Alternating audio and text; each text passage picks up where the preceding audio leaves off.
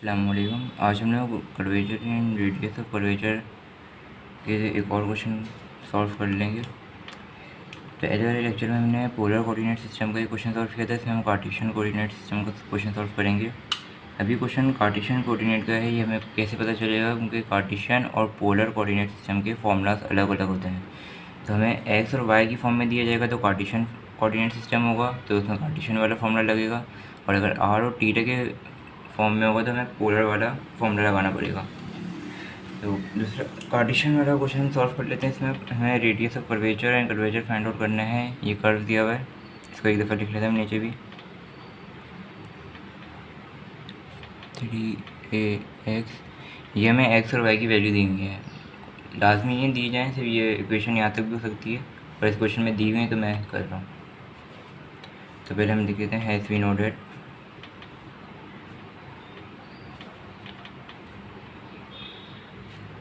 Radius of curvature.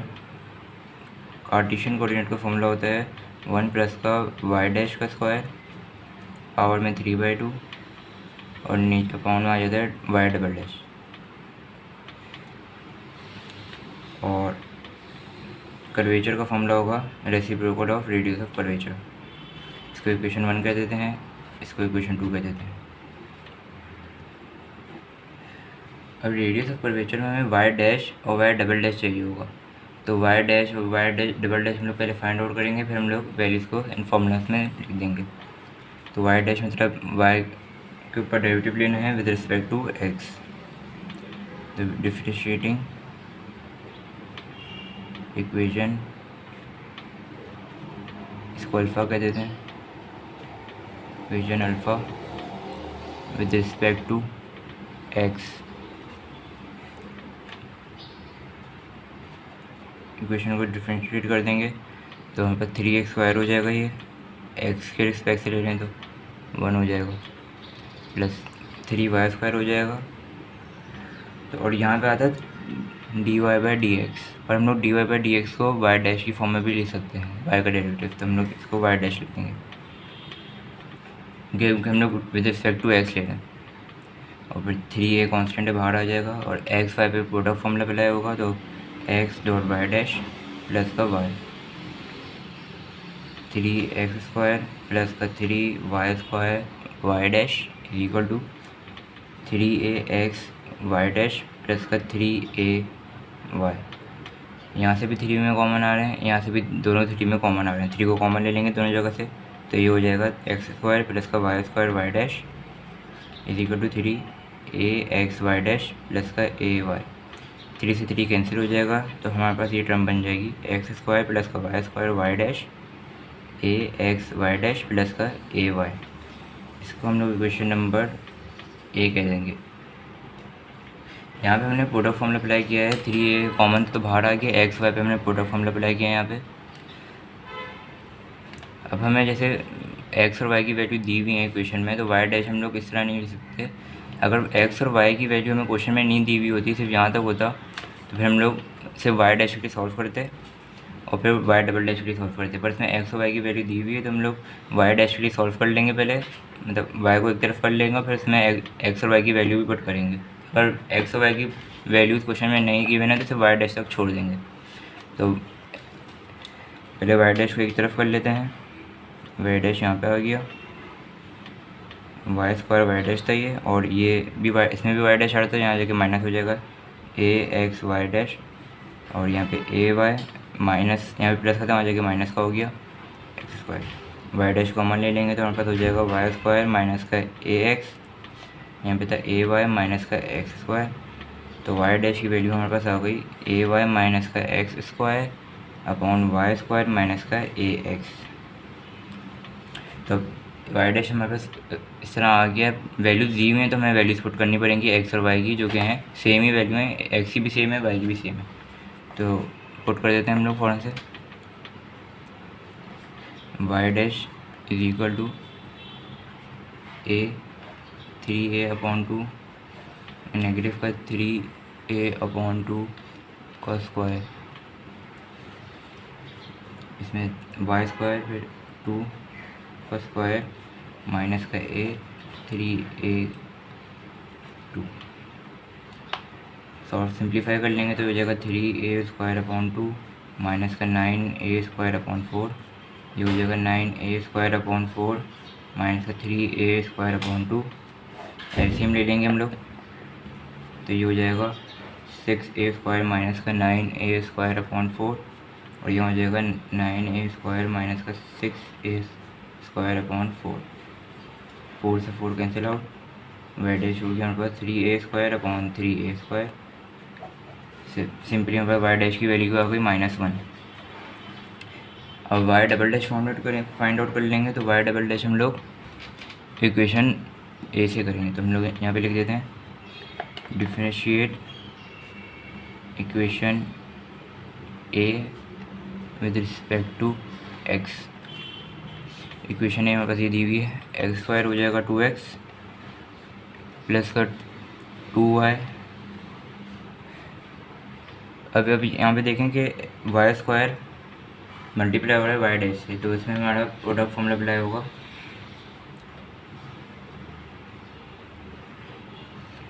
तो y² पहले आ जाएगा और वाई डैश फिर जब डेरिवेटिव लेंगे तो वाई डबल डैश हो जाएगा प्लस वाई डैश इस तरह आ जाएगा और फिर 2y पे जब लेंगे तो 2y वाई डैश हो जाएगा।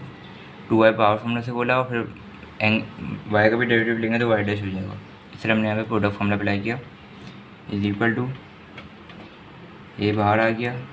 फिर x और y पे भी आप देख सकते हैं प्रोडक्ट फॉर्मूला अप्लाई हो रहा है, तो पहले x लिख लिया और वाई डैश पे जब अप्लाई करेंगे तो वाई डबल डैश हो जाएगा प्लस फिर वाई डैश लिख लिया, फिर x पे अप्लाई करेंगे तो 1 हो जाएगा, लिखने की ज़रूरत नहीं है।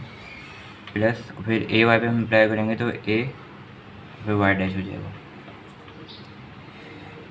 यहाँ पे हमने ये क्या किया है कि y² और वाई डैश मल्टीप्लाई होता है, हमने यहाँ पे प्रोडक्ट फॉर्मूला अप्लाई किया। y² को पहले लिखा, फिर वाई डैश पे जब डेरिवेटिव लेते तो वाई डबल डैश आ गया। इसी तरह हमने यहाँ पे भी लिखा है। फिर वाई डैश हमने प्लस के बाद वाई डैश लिख दिया, फिर y² पे डेरिवेटिव लेना था तो 2y तो पावर फॉर्मूला से खोल दिया, फिर y पे डेरिवेटिव लेंगे तो वाई डैश आ गया। इस तरह लिखा है। सिंप्लीफाई कर लेंगे हम लोग 2x प्लस का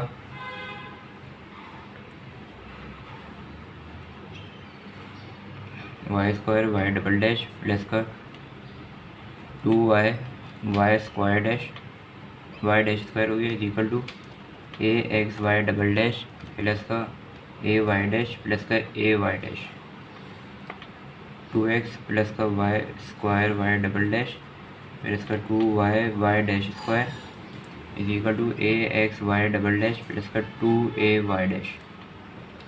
हम लोग वाई डबल डैश की वैल्यू को एक तरफ कर देंगे सारी।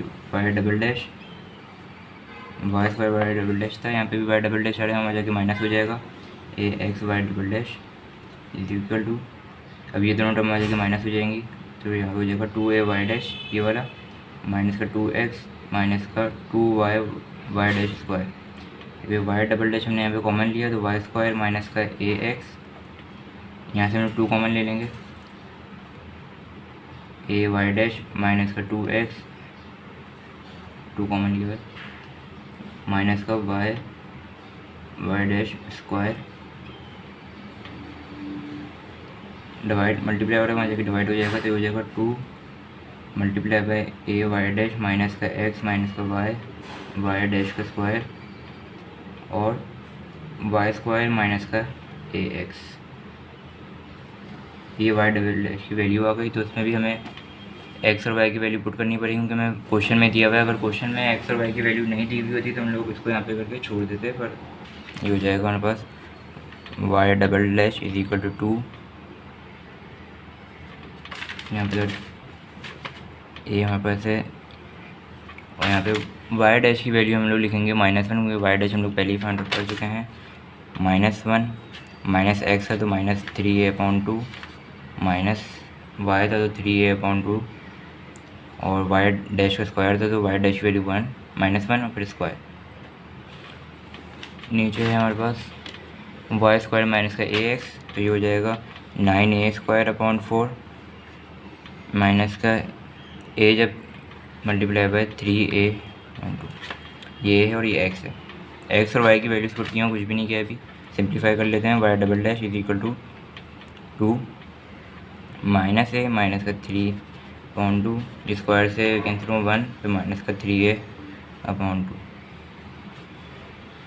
यहाँ पे हमने 9a² ये ए जब मल्टीप्लाई होगा 3a² हो जाएगा। 3a² और 9a² सेम है, तो हम लोग एलसीएम ले लेंगे, तो ये हो जाएगा -6a² y डबल डैश, यहाँ पे हम लोग एलसीएम ले लेंगे, ये हो जाएगा -2a, ये हो जाएगा यहाँ पे एलसीएम लेंगे तो यहाँ पे 2 जाएगा, -2a, -3a, -3a और सब कैंसिल हो जाएगा 2, ये हो जाएगा 3a² y डबल डैश, 4 पर जाके मल्टीप्लाई होगा तो इस 8 हो जाएगा, ये 4 से जाके मल्टीप्लाई हो या 2 से, इन सबको हम प्लस कर लेंगे तो हो जाएगा -8a/2 multiply by 1/3a² y double dash is equal to, A से कैंसिल हो गया, 2 1 था, 2 4 था, तो 8 मल्टीप्लाई बाय 4 होता है 32, यहाँ पे माइनस था, माइनस लिख दिया और नीचे बचा 3a। तो इस तरह हमारे पास y डबल डैश की वैल्यू भी आ गई और y डैश की वैल्यू थी -1, तो दोनों की वैल्यूज आ गई। तो हम लोग हमारी इक्वेशन नंबर 1 जो थी 1 और 2 रेडियस ऑफ कर्वेचर और कर्वेचर की हम फाइंड कर लेते हैं। Now equation 1 becomes S theta 1 plus का y डैश स्क्वायर जो था 1 -1 का स्क्वायर 3/2 और y डबल डैश क्या आया था मेरे पास -32/3 है, स्क्वायर कैंसिल हो जाए, स्क्वायर से माइनस कैंसिल हो जाएगा, 1 प्लस का 1 3/2 माइनस का 32 और 3 ऊपर जाके मल्टीप्लाई हो जाएगा, यू के 2 3/2 3a माइनस का 32 2 की पावर 3/2 होती है 2√2 डॉट 3a/32, 2 1 था, 2 16 था, यहाँ पे माइनस का साइन भी था, तो ये हमारे पास वैल्यू आ गई 3a√2/16। पर हमें पता है रेडियस ऑफ कर्वेचर कभी भी नेगेटिव में नहीं आता, मैं बता चुका हूँ आपको। तो radius of curvature must be positive, तो रेडियस कर्वेचर की वैल्यू हमारे पास आ गई 3√2/16, ये हमारे पास आंसर हो गया। और इक्वेशन 2 जो थी कर्वेचर वैल्यू हमारी बन गई, इसका रेसिप्रोकल लिख दें आप बस 3a√2, पर इसमें हम नेगेटिव लिखेंगे क्योंकि इसमें भी नेगेटिव आया था। सिर्फ रेडियस ऑफ कर्वेचर नेगेटिव नहीं हो सकती पर कर्वेचर नेगेटिव हो सकता है, तो इसलिए हमने नेगेटिव वाली वैल्यू लिखी है। सिर्फ नेगेटिव किस में आया रेडियस ऑफ कर्वेचर में, पर जो आंसर आया था उसी का रेसिप्रोकल लिया तो हमारे पास कर्वेचर की वैल्यू भी आ गई, तो इस तरह से सॉल्व हो गया। अब मैंने आपको पोलर कोऑर्डिनेट सिस्टम का भी सवाल करा दिया और कार्टेशियन कोऑर्डिनेट का सवाल भी करा दिया। अब हम लोग नेक्स्ट वीडियो में पैरामेट्रिक क्वेश्चन का सवाल करेंगे।